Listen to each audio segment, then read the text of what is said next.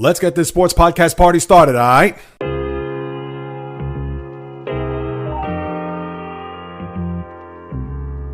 The JAYREELZ podcast. What is happening, Michael people? Greetings. How are you? How's it going? How's everybody doing out there? What is the latest and greatest? Hope everybody's doing well, feeling fantastic, in excellent spirits. It's a huge week for yours truly as we close out another month with more of what you're looking for. Fast-paced, entertaining sports talk covering all of what's going on across the landscape, as this is the JAYREELZ podcast with your host, JAYREELZ. For my first-timers, welcome aboard. And for those who've been banging with me going back to the very beginning, somewhere in the middle, or even as early as this past Thursday, I welcome you guys and gals back. And now that the dust is settled, now that we can exhale from the last, if you want to go back to Tuesday with the first 4 games, Tuesday and Wednesday, have at it. But when we take a look at the last 96 hours plus, and we could finally just take one big sigh, exhale, to absorb everything that had taken place from the start of this tournament to right this very moment, I'll take a look at the big picture, which of course I'll get to, but I want to start off with this theme. And despite the fact you had some nail-biter games, especially last night with Houston, and we'll get to them in a second, but overall, with the first 48 games already in the books, it's been a very good tournament. Maybe very is a little strong. It's been pretty good. To say it's very good may be just a bit of an overstatement, but overall it has not been great. Now, we've had some crazy finishes, and we've had some games that have gone down to the wire, into overtime, and even into double overtime for that matter. But all in all, after the first 2 days where you had the 3-11 seeds move on in the opening round there on Thursday, which led to think that this could have been a crazy 4 days altogether. And then we look back on Friday where you had the 2 12 seeds in Grand Canyon and James Madison move on, and then Yale with the big upset over Auburn as a 13 seed. And then after that, it just slowly but surely went off a cliff. And yes, you did have a couple nail biters there with Creighton having to survive that game in double overtime against a game Oregon team. And then last night, of course, Houston just having to unbelievably overcome that 3-point shot there at the end of regulation by Anderson Garcia. And I thought that that was going to be a death knell for Houston, because to come back from that, I get it that they're a 1 seed and they've been pretty much in front all year long, but Houston is the type of team that has shown you they could score. And even though they're a more tough-minded defensive team, as we've seen throughout the course of this year and even over the last few years, dating back to them making it to the Final Four in 2021, but I thought that that was going to be a tough sledding of an overtime for them, considering that shot dagger, and it was just crazy there in the final seconds of that game.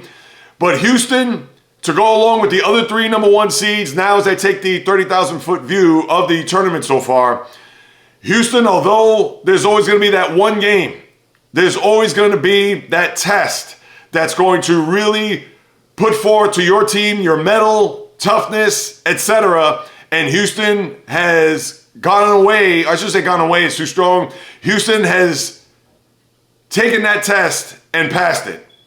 Where they go from here is going to be a different story. And even though this may bode well for a Cougar team that if they do go to a Final Four, and let's say they do win the whole thing, they can look back on the game last night against Texas Tech.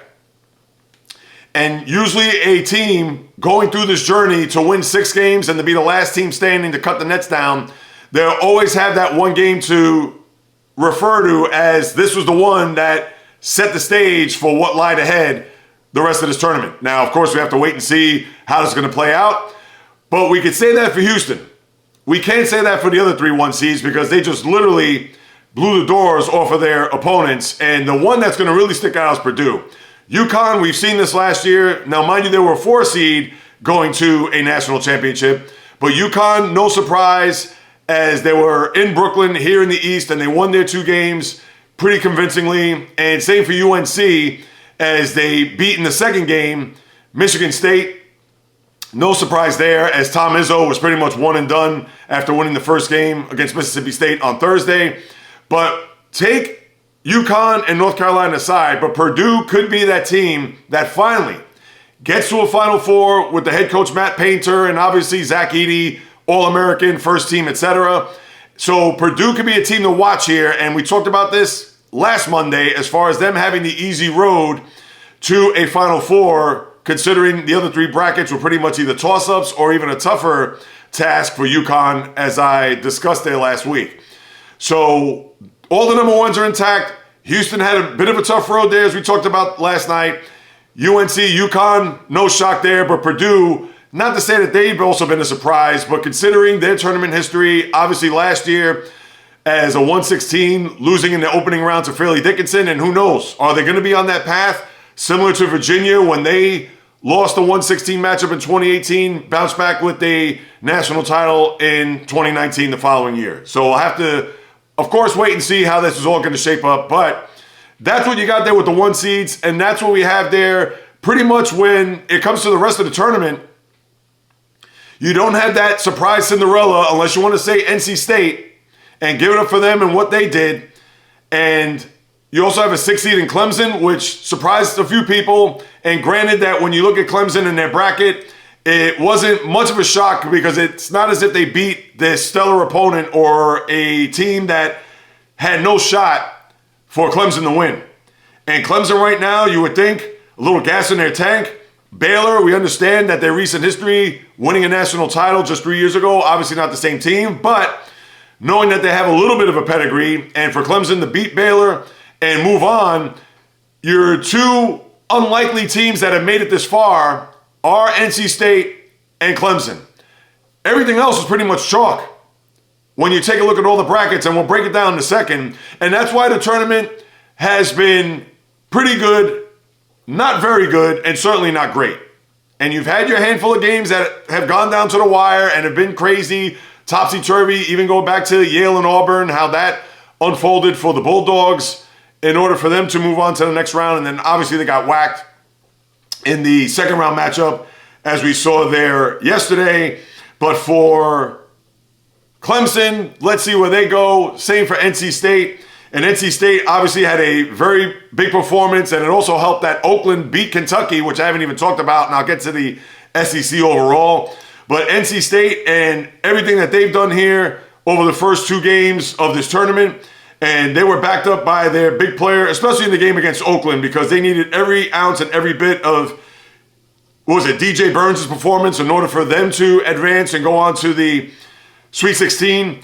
But other than that, this is what we have here. You have a lot of ones, twos, threes are still intact. I know Kentucky was out, and that's just a terrible performance by them. Now, give it up to Oakland. I know the kid, Gelke, hit 10 threes in the game, and even in the loss yesterday, 6 of 17 from the field, 22 points, and all of his shots that were made were behind the three-point stripe. So you're going to live and die by the three, as we all know. But for this tournament now, as we look forward to Sweet 16, and I'll talk about that more on Thursday's podcast. But when we look at where we're at now, and I'm sure there may be some people that would have liked to seen a lot of these teams advance, whether it was Grand Canyon or James Madison, maybe even Yale for that matter, or the 3-11 seeds that were able to prevail there on Thursday and were going to move on to the next round, but they weren't able to make it out of that, other than NC State, of course, as we know.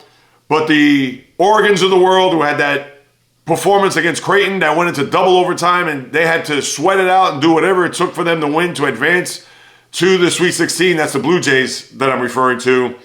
And then, of course, I mentioned Oregon. The other the 11 seed was Duquesne, and they weren't able to get out of their game there on Saturday.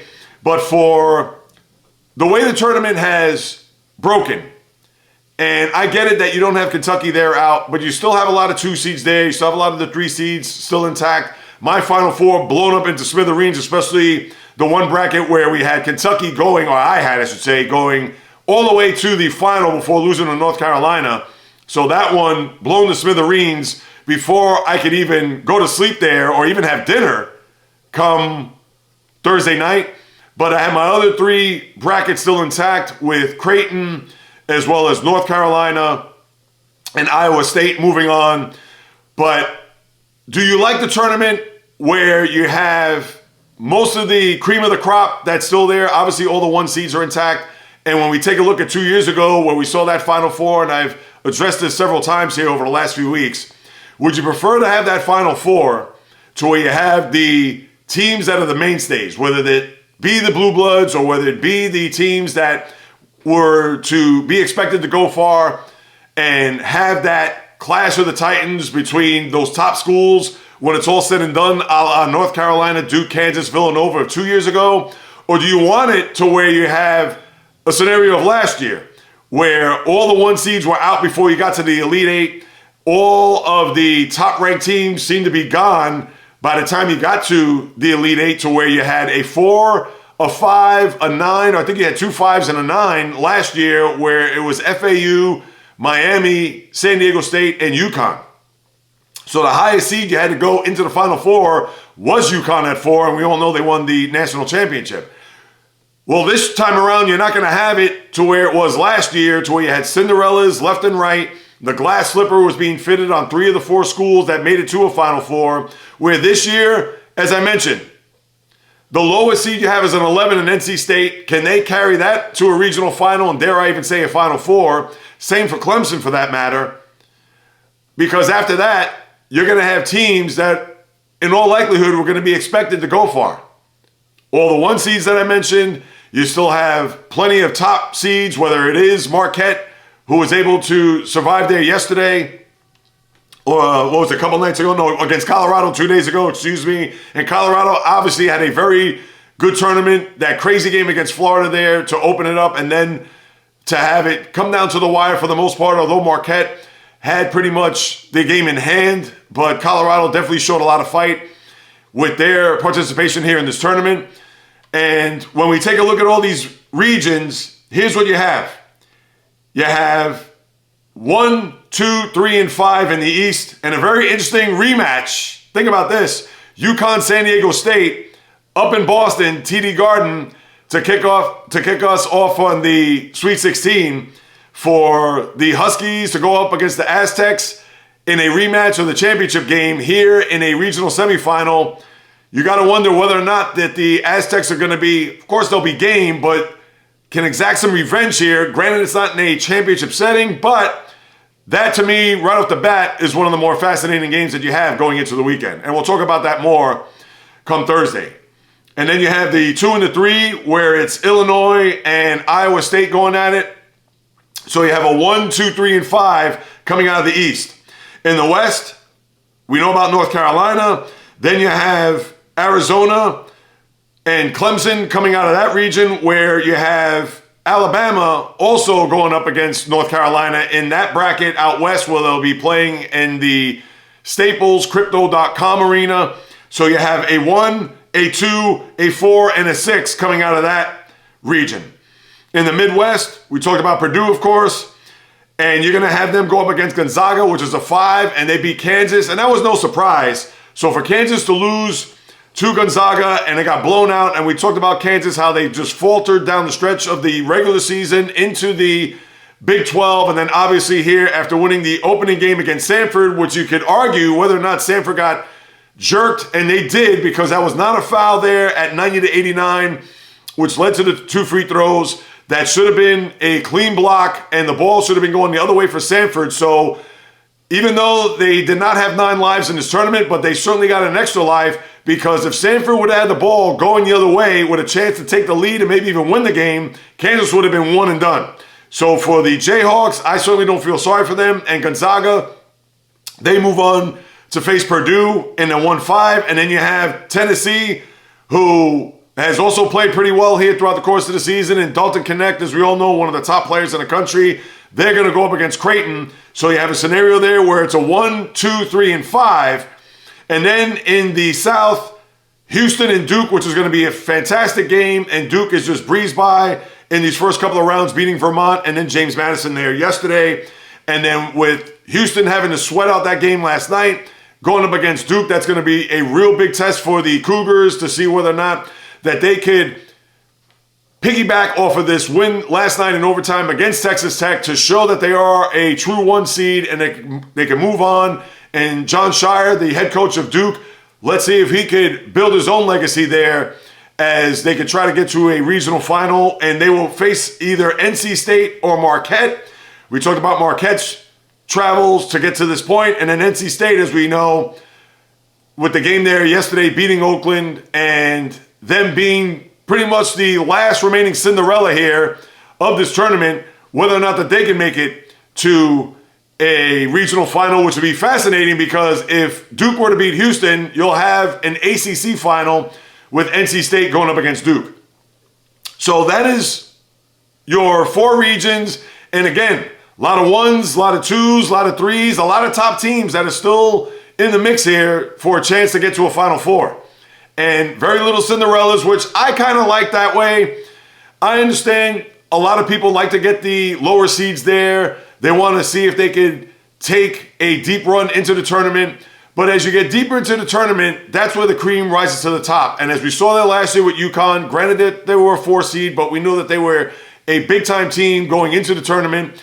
And for this go-around to have a lot of the top teams still around, I think it's going to make for a better tournament and even a better regional in all the brackets, as well as the Final Four when we get to that, and we have to see who's going to be the last 4 standing. A week from today, we'll certainly break it down and take it from there. But the big winners of this tournament so far, the Big East showed up and showed out.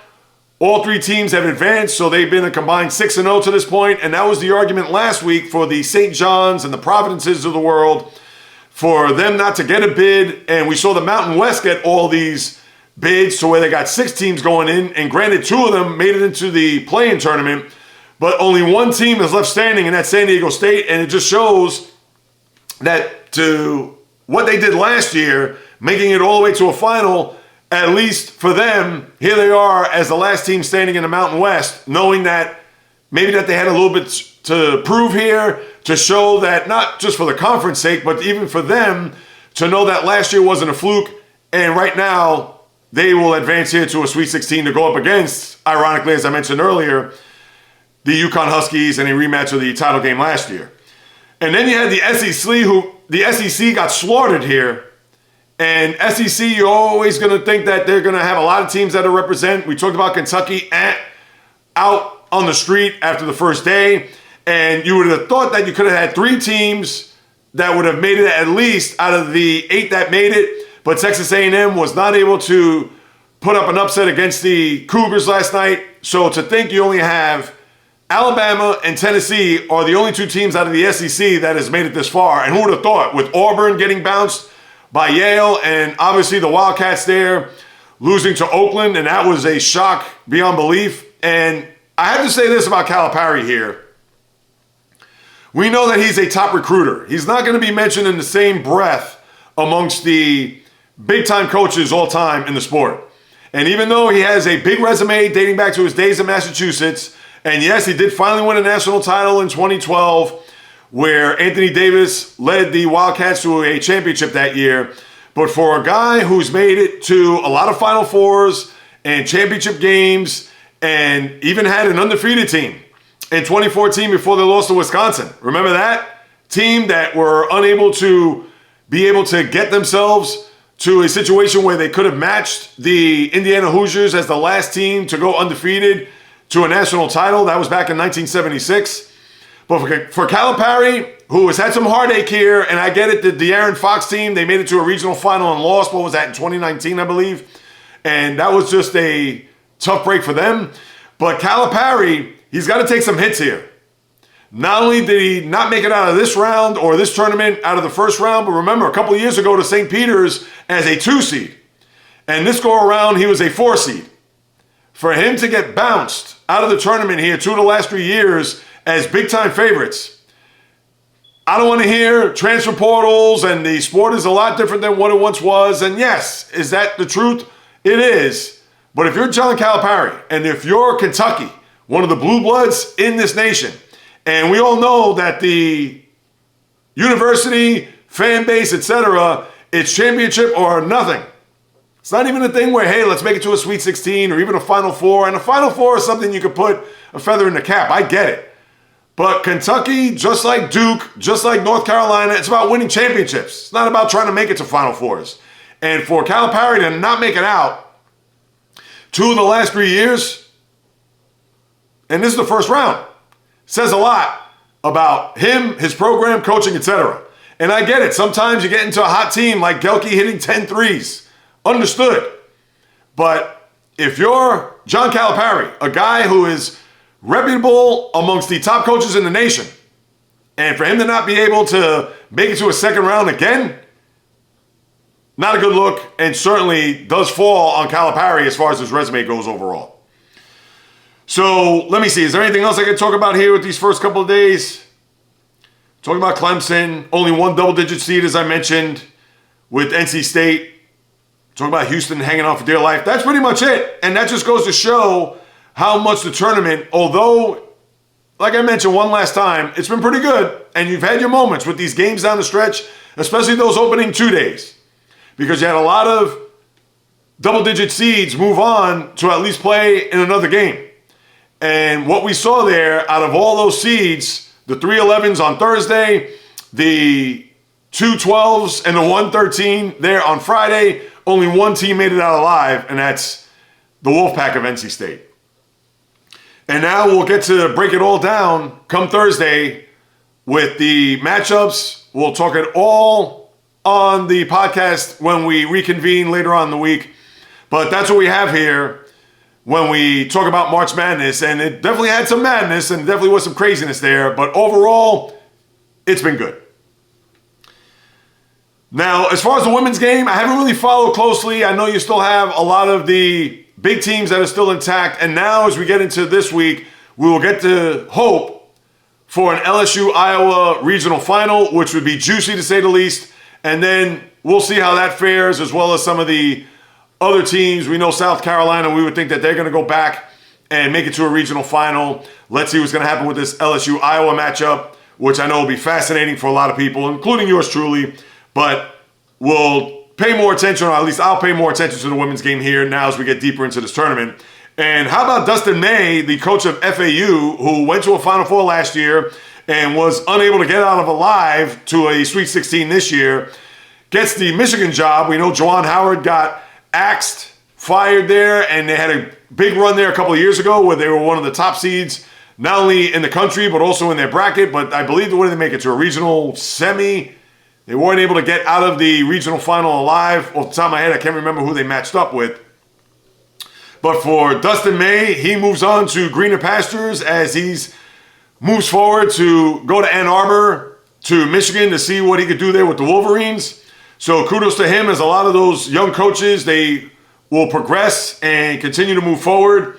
And for him to not be able to get out of the first round, let alone get to the second round or even a Sweet 16, Dustin May goes on to greener pastures there at the University of Michigan. So we'll continue to keep our eyes on some of the other coaching moves that will probably be talked about here over the course of the next week or so.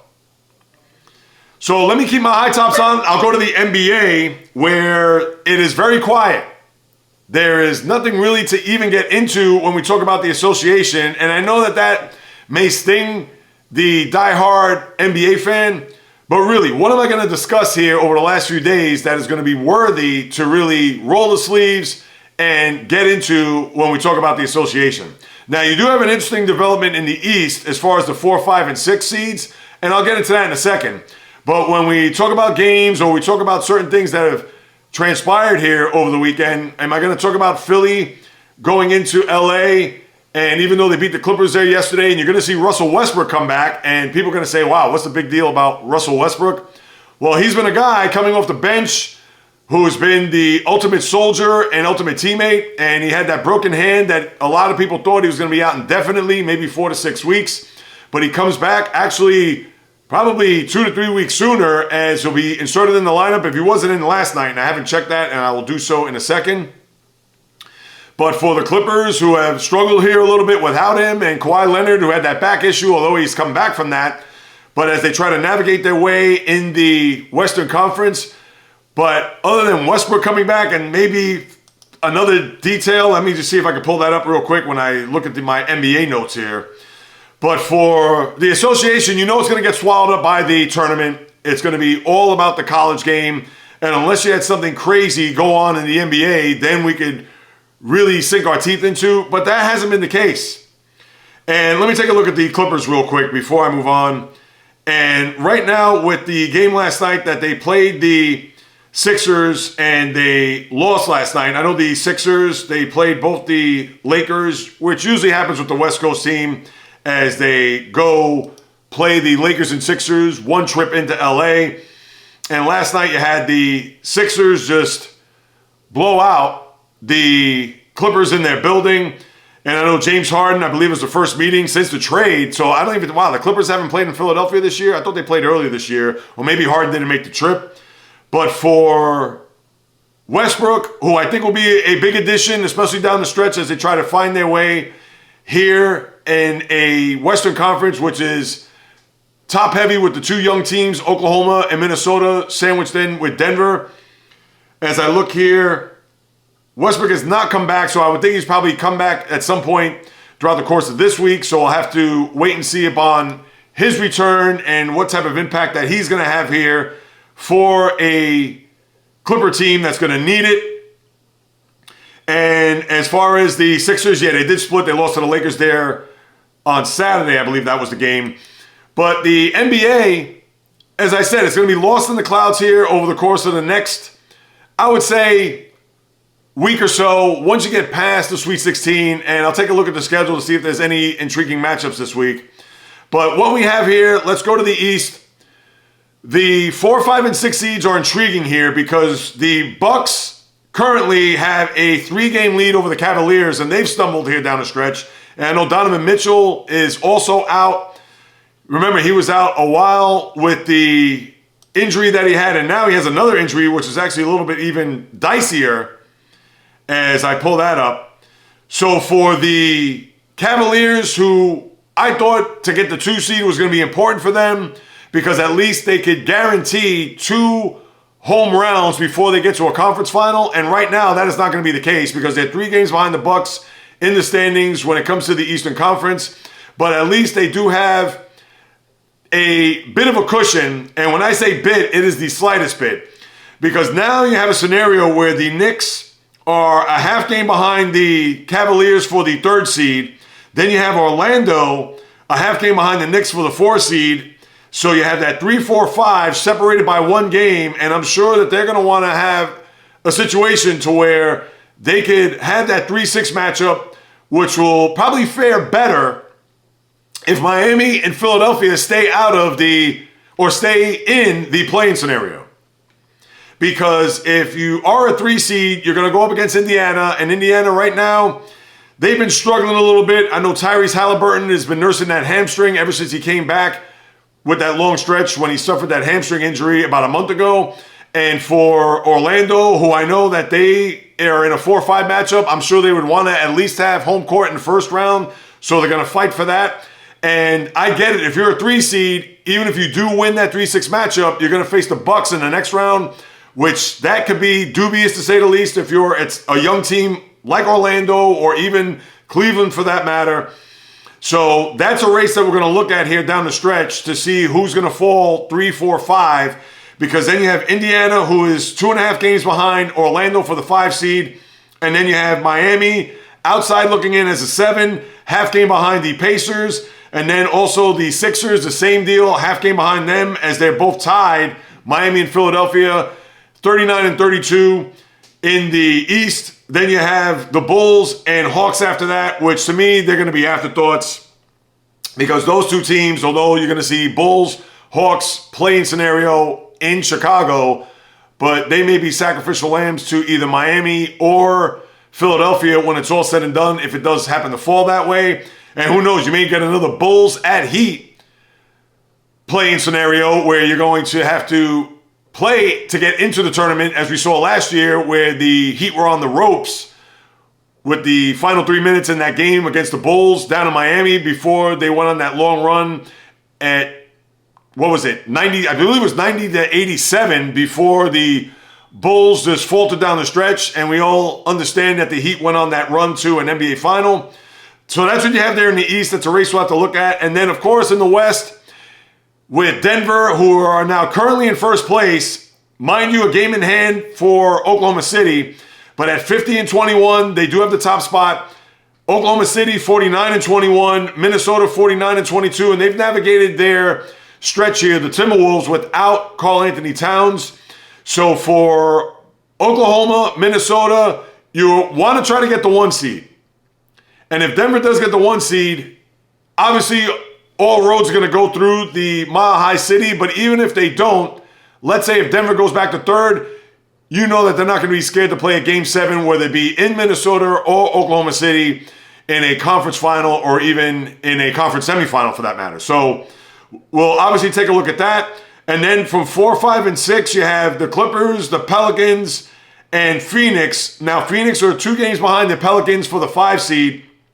The Pelicans are just a half game behind the Clippers for the 5th seed. Not that that means a lot, because if you're going to be a 5 seed, you're still going to have to go on the road, so you're not going to have to worry or try to fight for home court advantage. If anything, a 4 or 5 seed could get you Denver if the season ended today, so maybe that's one matchup you want to avoid. And then your 7 through 10, Sacramento and Dallas, both at 41 and 29. They have a comfortable 3-game-in-the-loss lead over the Lakers. And then the Warriors. They are now 2 in the loss and 2.5 behind the Lakers for the 9th seed. And as I talked about ad nauseum, you may have a Golden State LA Laker playing scenario where one team is going to be gone for the spring and summer. And now there's been talk about Steph Curry with his minutes in a game, I believe over the weekend, or if not last night, where Steve Kerr had to address some issues, whether or not Steph Curry with minutes, is he holding him back? Is this a scenario where he's trying to conserve him for the stretch run? And maybe even some controversy of the Warriors just laboring here throughout the course of these last couple of weeks, even though they beat the Lakers there last Saturday. But this is not a Warrior team that I've said before, and I'll say again, they're not going to be long for this postseason. And to me, that's not going out on the limb by any stretch. But for the Warriors, in fact, that game was last night at Golden State. Now they go down to Miami to play the Heat tomorrow. But for the Warriors, they are just trying to get to the finish line and then maybe even hope, winging a prayer to beat the Lakers, and then we'll have to beat the winner of either Sacramento, Phoenix, if they drop that far down, Dallas, etc. That's what you have in the association here. And as far as games this week, let's see if there's anything juicy that we could at least look forward to before we get to the tournament there on Thursday. So tonight, you have Boston and Atlanta, Detroit, the Knicks, Brooklyn, Toronto. Nothing really to even get into tonight as far as the schedule goes. Tomorrow, you have Golden State and Miami, as I mentioned. The Lakers go to Milwaukee. That's a TNT game. I'm sure people are going to be geeked up about that. Sacramento, Dallas. So there's an interesting matchup. I know not sexy overall because it's not as if they're 2 powerhouse teams. But considering that Sacramento and Dallas are literally at a flat-footed tie, that will be big to see where they fall in seeding. Now, Sacramento will host Philadelphia tonight. So they're going to go on a back-to-back. So that may, and even Dallas has to go to Utah. So both teams are going to be off a back-to-back. You would think that will favor Sacramento more, only because they're home and Dallas is on the road. So that's something to keep in mind. And then for the games on Wednesday, you have not much even to chew on there. Philadelphia, Cleveland. Just games that matter, people. That's all I'm looking at. Clippers in Orlando. Lakers at Indiana. Dallas at Sacramento. That's later in the week. Why am I looking at games later in the week? All right, Wednesday. My apologies. Golden State or Orlando as they go through their Florida trip. LA, the Clippers at Philadelphia. So look at that. They just played 2 nights ago. And I said last night, but that was actually 2 nights ago because obviously Philadelphia played on Saturday, although they could do a back-to-back scenario, but they did a back-to-back with the Lakers. Day off yesterday, and now they play the Kings there up in Sacramento tonight. Yeah, not a lot to really chew on. That's what you have here in an NBA. Phoenix at Denver Wednesday night. All right, fine. ESPN doubleheader where the first game is the Clippers in Philadelphia. That's what you have in the association. So, again, it's going to lay in the weeds here until we probably get to next week at this time, April, and then at that point, we're looking at the final 2 weeks of the season. And I also got to give props. I haven't forgotten about this team, and they're going to play, I saw on the schedule here, I have to go back and look, but I guess you have to throw the Rockets into the mix. They've won 8 in a row. Give it up for Ime Udoka and his young squad because now they're putting some pressure on the Warriors. And would I expect the Rockets to sneak in through the back door into the play-in scenario where the Warriors will just fade into oblivion?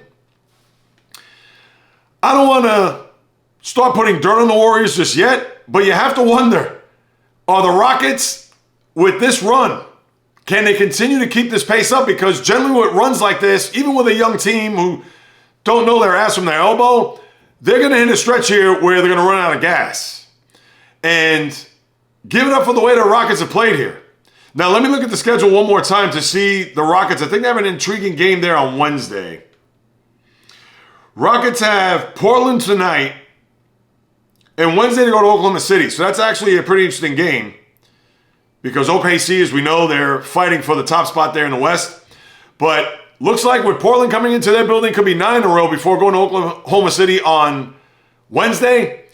Who knows? And with this southern swing here for the Warriors, Miami and Orlando, 2 teams that are fighting for playoff spots or playoff positioning, I should say. This could be a tough stretch. Now, they go to Charlotte after that on Friday. Later on in the week, that's Golden State. Yeah, they do play Charlotte.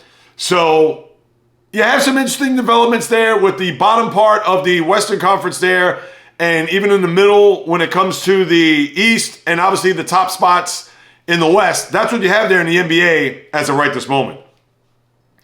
Now, let me pivot and lace up my skates to see what's happening on the ice. And we have a lot that's going on there. And I'm not going to say that this came out of nowhere, people, but when I took a look at the lay of the land as far as the National Hockey League, and I get it, it's the dreaded President's Trophy winner. And usually President's Trophy's teams do not win Stanley Cups. All you got to do is just look to the team last year, the Bruins, and I've said this a million times, had the most points and most wins in NHL regular season history, and what happened to them? Didn't even make it out of the first round. So this may be a distinction that a lot of teams don't want to have to hang their hat on, but this is a race here that you have how many teams? 1, 2, 3, 4, 5, 6, 7 teams that are separated by 1 point for the President's Trophy in the NHL. The top team, and it's a tie, the top team being the Rangers and Canucks, East and West, both with 98, and then these are your teams at 97. And that's 5 teams. Think about that. Florida, Boston, Colorado, Dallas, and I'm missing a team, Carolina.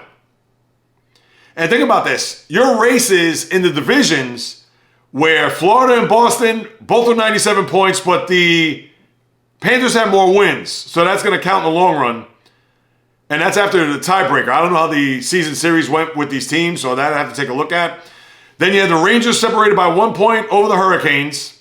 And Carolina's played well. I know Evgeny Kuznetsov went back to Washington for the first time, and I know that was an emotional return for him there over the weekend. Colorado and Dallas, flat-footed there, 97 points, and Colorado's been scorched as far as a team that's just red hot.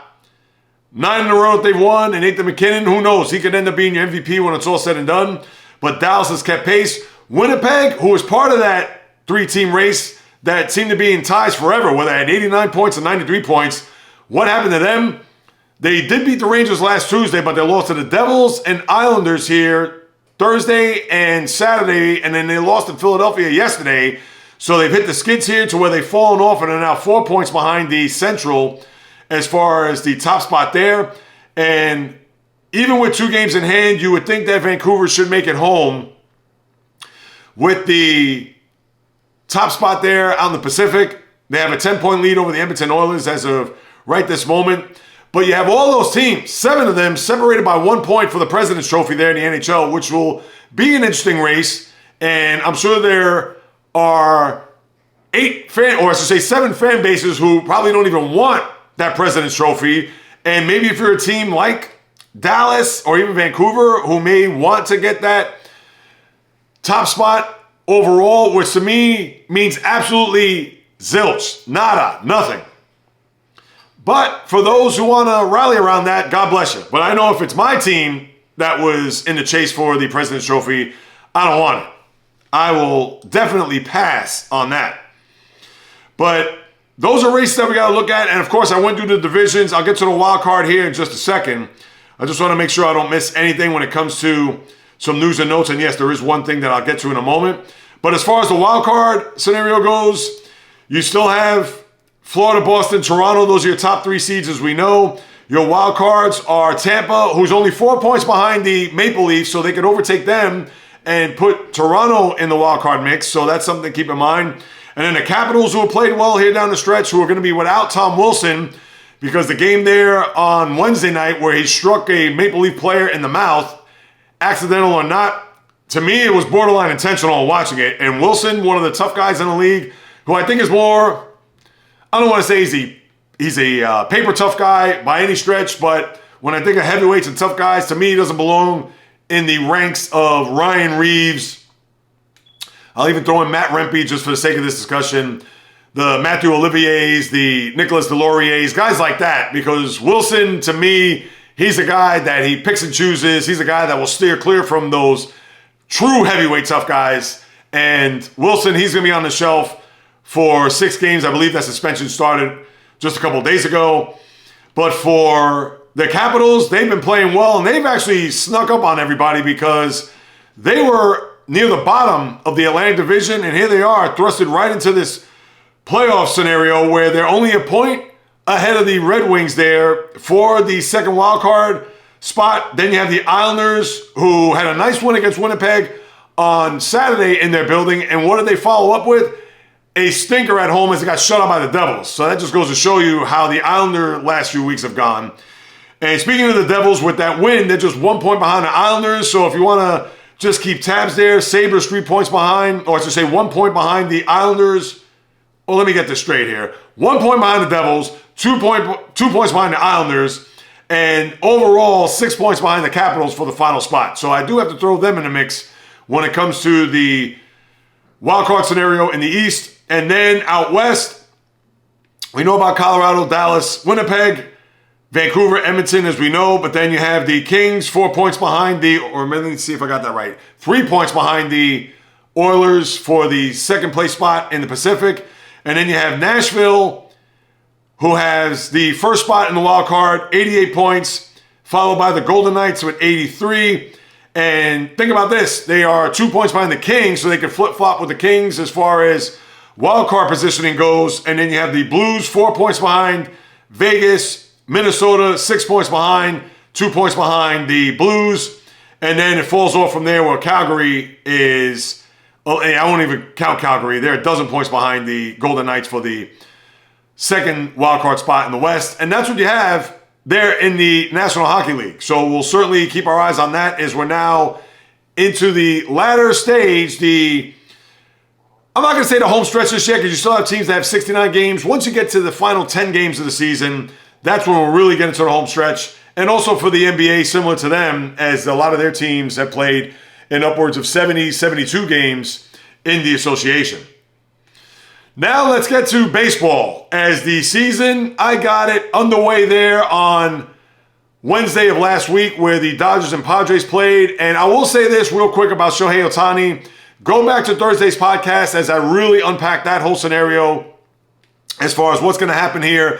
And he's going to address the media today. I said it then, and you have to go back and watch the tape. It's on my YouTube channel, at JAYREELZ. I have about a 6-minute segment on it, so you don't have to go back and listen to the whole podcast or go to the timestamp to see where my thoughts on Shohei Ohtani is with this whole gambling scenario with the former interpreter. But the one thing I will say is that I hope that he addresses the media for ample time. And I'm not saying 5 minutes. Give it 15, 20 minutes, or even as long as it takes, which that's not going to happen. But answer all the questions now. Have your statement off the bat, then answer the questions. Give it 15 minutes. I know the Dodger PR people are going to be right there holding his hand and the new interpreter, etc. But if this thing is going to be 2 minutes, it's going to be a joke. And I'll just leave it at that. Go back and listen to everything that I said on Thursday's podcast, or certainly on my YouTube channel, at JAYREELZ, for a snippet of my thoughts on Ohtani and what the Dodgers and he should do with this process, with the media. And remind you, this is the first time he's meeting the media here stateside. Now, this was all unfolding when it happened in Korea. So now that he's going to get a taste of this 3 days before the opener of the season here come Thursday, now he's going to have to address it. So let's see how that goes. And you know I'm going to talk about that a lot come Thursday, or certainly on my YouTube channel with my shorts. So you have to stay tuned for that. But with baseball, in essence, raising the curtain on their season come Thursday, you know I have the over-unders to get to, and let's get to that right now. Now, I'll pick them on the baseball preview, which I'll have Thursday morning. Bright and early, I'll have my podcast in the early portion of the afternoon of everything that's happening in sports, but I'm going to have an isolated baseball preview that will be up Thursday morning. And I'll have my over-unders on my predictions, my Met preview, etc. You will not be shortchanged about the 2024 Major League Baseball season. But here are your numbers as we go through it. The top number in the sport, no shock, the Dodgers at 103.5. And the only other team that is above 100 are the Braves at 101.5. Then from there, you only have two teams in the 90s where generally you have anywhere between 3 to 4. And I'll even give you a little bit of a tipping of the hand from yours truly. If you had to guess which two teams are those, I'm sure you would have probably thought it's got to be Houston and the Yankees, right? Well, that is the case. Houston 93.5, Yankees 90.5. But then in the back of your mind, you probably would have thought, well, wait a second. The Orioles won 101 games last year, and they're not ranked in the 90s at any point? They are not. Their number is 89.5. So with that young core and with their ace and one Corbin Burns in the mix, you would have thought that number was higher. Well, there you go, people. You already know which team I'm heading to as far as one of my overs for Thursday. You're going to have to listen to the rest of it come on Thursday's MLB preview. So that was a shock there. And I'm not going to, well, what the hell? I'll go through the rest of this list here real quick. Phillies 89.5, Rangers, the defending World Series champs, 88.5, Twins 87.5. I think it's a little high if you ask me, but weak division. Mariners 87.5, Blue Jays 86.5, Cardinals 84.5, the Rays 84.5. I'm not going to that well. 2 years ago, I picked them as an under. I won. Last year, went back, picked them as an under and lost. So, third time will not be the charm there. Cubs 83.5, Diamondbacks 83.5, the defending National League champs, I might add. Giants 83.5, Padres 83.5, Mets 81.5. It's probably about right, but something tells me they'll be below that, mainly because of their pitching staff. Reds 81.5, Tigers 80.5, Guardians 79.5. Wow, they're thinking the Tigers are going up that high. Red Sox 77.5, Marlins 77.5, Brewers, Pirates 76.5, 75.5 respectively. Royals 73.5, Angels 72.5. And then to round it out, a precipitous drop, Nationals 66.5, White Sox 61.5. And remember, I picked the Nationals as an under last year. Thought that they were going to just bottom out, and they actually went over. White Sox 61.5. How the mighty have fallen there. Not that they're the mighty, but at the same time, they were a team that were expected to do a lot, especially in the early part of this century, or this decade, from the 2020s on, and they have. Then you have Rockies, 59.5, and Athletics, 57.5. Got a few there other than the Brewers. Don't know who I'm going to select as my other 5, but you have to stay tuned for the podcast. And also have it recorded, one more time. I'll also have it recorded here on video, so you can definitely see my baseball preview again when we get to March 28th, the kickoff of the season. And then lastly, I think that's it for baseball. Let me just double check. Oh no, how can I forget? You had a couple of interesting notes here to discuss. One being JD Martinez. How can I forget? 1 year, $12 million. He's not going to be ready for the opener. He says he's going to take his time, and I get it. He had to wait till what? Thursday to sign on the dotted line for the Mets. All right, gives them an upgrade, a little length, and maybe even some protection for Alonso, because after Alonso, and I understand you have Francisco Alvarez, but he's a free swinger, young player, although he has a lot of power. But I think slotting Martinez after Alonso, and then you could put Alvarez and maybe even Beatty for that matter. And bringing in Martinez hurts Mark Vientos, who actually had a very good spring, hit a home run there on Saturday before he got sent down in that Met-Yankee game, or I think that was on Friday. So Vientos, again, we would like to see the young guys, and even though with Martinez in the fold and a guy who hit 33 homers and 103 RBIs in a limited amount of games last year, hopefully he can stay healthy. He's a guy that obviously adds a lot of experience, professional at-bats. On top of that, also a World Series champion, as we know, with the Red Sox in 2018. Not to say the Mets are probably going to be anywhere near that, but brings a little bit of presence, and I get it. It's a last-minute signing, pretty much a bargain basement deal. They waited the market out until we got to this point, and Martinez, let's see. I'm sure he's going to get a lot of reps here as we get into the first part of April, and I'm sure he's probably going to get brought up at some time after that. So we'll have to wait and see. And then you have Brandon Woodruff, who's going to be on the shelf the whole year. He, the Brewer hurler, where he got off to a great start last year and had to miss the rest of the year with just shoulder inflammation and just issues abound, to where he actually got surgery in October, thought maybe he'd be ready, but he's going to be far from it, to the point where he's foregone the 2024 year and will come back next year. So that's a huge blow for a Brewer team who, as I mentioned, Corbin Burns is now in Baltimore. Your closer, Devin Williams is on the shelf with those stress fractures in his back that you're not going to see for about 3 months. And this Brewer team does not have a big offense, had some good pitching, even to go with Freddie Peralta, but now that you have 2/3 of that out, one on the East Coast and one that's going to be on the shelf, looks like it's going to be a long year for the Brewers there. And that's just a tough break overall.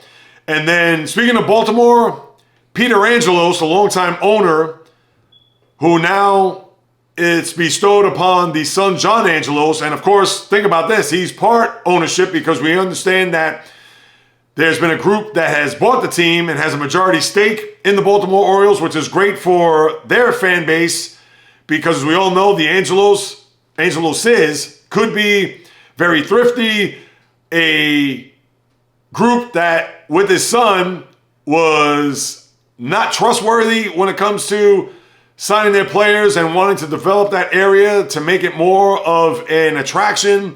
We understand that the ballpark speaks for itself, but they want to add a lot more and infuse some life around the brick warehouse there in right field, etc. But with all that being said, Peter Angelos, who was 94 years of age, died over the weekend.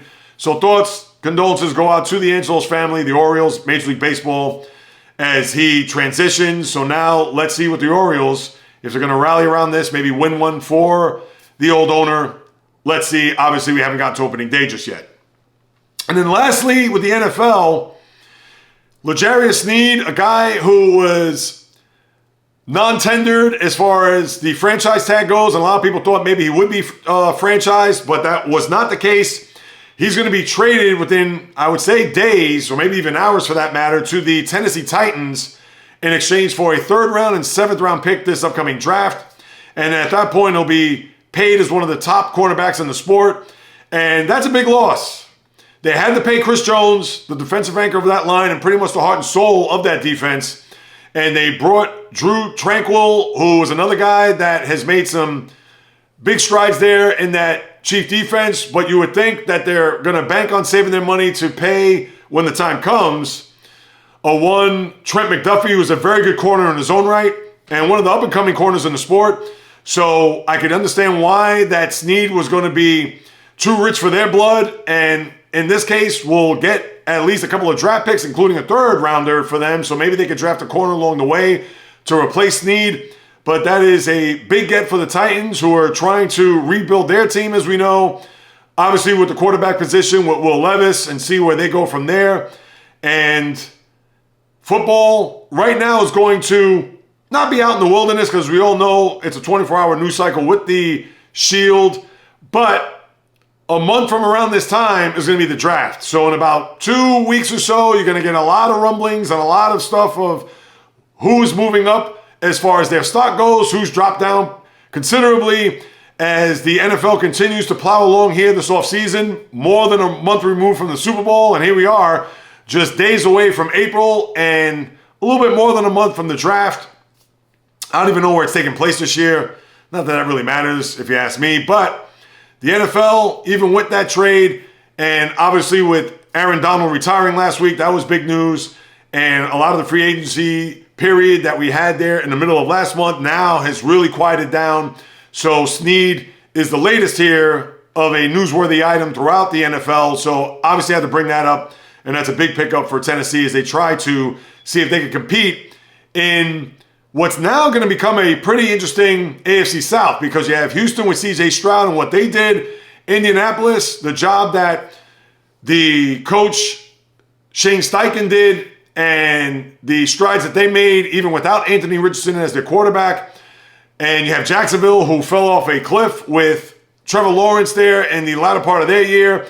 Again, not an overall sexy division, but you have some competition there. And I guess Tennessee had to do what they had to bring in a corner to go up against the likes of CJ Stroud, of Trevor Lawrence, and maybe even Anthony Richardson for that matter, now that the backup Gardner Minshew is in Las Vegas. So at least you have that for the AFC South, just to add a little bit more intrigue, as we still are more than a month away from the NFL draft.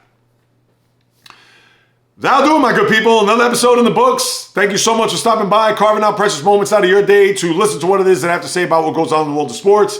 If you haven't done so, please subscribe, rate, and review. Throw me a few stars, write a review like I mentioned at the very top. I would appreciate it. As you all know, I'm a full content creator full-time here, so it's not as if listen, even if I wasn't full-time, I would still need all of the accolades, the reviews, etc. So please, go ahead and do so on your favorite podcast platform, or go to my YouTube channel. Give it a like, thumbs up, subscribe. I need to continue to build that platform as I have big and better things going on with that particular channel. Again, YouTube at JAYREELZ. And if you want to hit me up with a question, comment, suggestion, you can do so at the following on any of my socials: Instagram, TikTok, Facebook, the JAYREELZ Podcast, Twitter, X, JAYREELZ1, just the number, or the old-fashioned way, the JAYREELZ Podcast at gmail.com. I'll be more than happy to follow up with you guys and gals, because whether you do or do not know, this is what I love to do, people. This is the reason why I've gone full-time, because I want to push all my chips to the middle of the table, because I want to make the JAYREELZ Podcast and yours truly a household name. Because where else are you going to get all these sports in one podcast? And I get it that your niche podcast, whether it's in college basketball, baseball, NFL, I'm sure you could get that there, but you could get all that right here with nothing but passion, fire, fury, energy, with my thoughts, opinions, critiques, praise, analysis, feelings on anything and everything that happens on the world of the diamond, ice, gridiron, hardwood, golf course, racetrack, tennis court, boxing ring, octagon, you name it. From my lips to your ears, from my heart to your soul, from where I am to wherever you are, the JAYREELZ Podcast always comes correct, direct, and in full effect. From the South Bronx, the South Beach, the South Central, the South Pacific, and all points beyond, peace, love, and God bless everybody. And until next time on the JAYREELZ Podcast, on the flip, baby.